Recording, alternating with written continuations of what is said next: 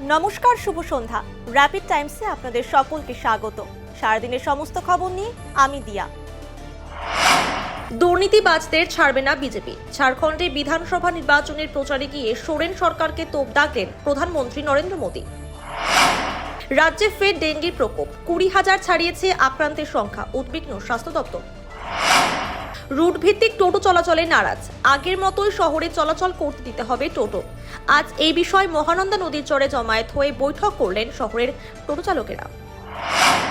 শিলিগুড়ির কিরণচন্দ্র শ্মশানঘাট থেকে সদ্যজাত শিশুর ক্ষত বিক্ষত দেহ উদ্ধারের ঘটনায় চাঞ্চল্য ছড়ালো। শিশুর মৃতদেহ খুবলে খেল কুকুর। শিলিগুড়ির ভানুনগরে ভাড়াবাড়ি থেকে রহস্যজনকভাবে যুবতীর গলাকাটা দেহ উদ্ধারের ঘটনায় ধন্দে পুলিশ। খুনের রহস্য উদ্ঘাটনে চলছে তদন্ত। শিলিগুড়িতে আয়োজিত 5 দিবসীয় 28তম স্টেট ক্যারাম প্রতিযোগিতায় মহিলা বিভাগে চ্যাম্পিয়ন হলেন পাপিয়া বিশ্বাস। পুরুষদের বিভাগে চ্যাম্পিয়ন হলেন কেন্দ্রীয় আয়কর বিভাগের প্রদীপ কুমার। খুশির হাওয়া শহরে। সময় মতো হাসপাতালে আসেন না আউটডোর চিকিৎসকেরা। দিনহাটা মহকুমা হাসপাতালে দেরিতে আউটডোর খোলার অভিযোগে 2 চিকিৎসককে করা হলো শোকজ, পাঠানো হয়েছে নোটিশ।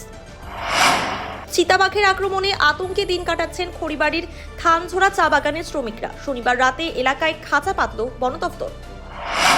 ফুলবাড়িতে দাদাগিরির ঘটনা, মোটা অঙ্কের টাকা চাওয়া নিয়ে যুবকের সঙ্গে বচসা ও মারধরের অভিযোগে গ্রেফতার 3, তদন্তে পুলিশ। মাদারিহাট উপনির্বাচনে তৃণমূল প্রার্থী জয়প্রকাশ টোপ্পোর সমর্থনে জমজমাট রবিবাসরীয় প্রচার চালালেন ক্রিকেটার তথা বহরমপুর লোকসভা কেন্দ্রের সাংসদ ইউসুফ পাঠান। মাদারিহাট বিধানসভার বীরপাড়ায় বিজেপির নির্বাচনী জনসভা করলেন বিরোধী দলনেতা শুভেন্দু অধিকারী। জনসভা শেষে বীরপাড়া চৌপথি এলাকায় প্রচার চালান তিনি। সারাদিনের সমস্ত খবরের আপডেট পেতে নজর রাখুন শিলিগুড়ি টাইমসে। শিলিগুড়ি টাইমসের খবর আপনারা পেয়ে যাবেন শিলিগুড়ি টাইমসের ইউটিউব, এক্স হ্যান্ডেল, থ্রেডস এবং ইনস্টাগ্রাম পেজে। সঙ্গে থাকুন, দেখতে থাকুন শিলিগুড়ি টাইমস।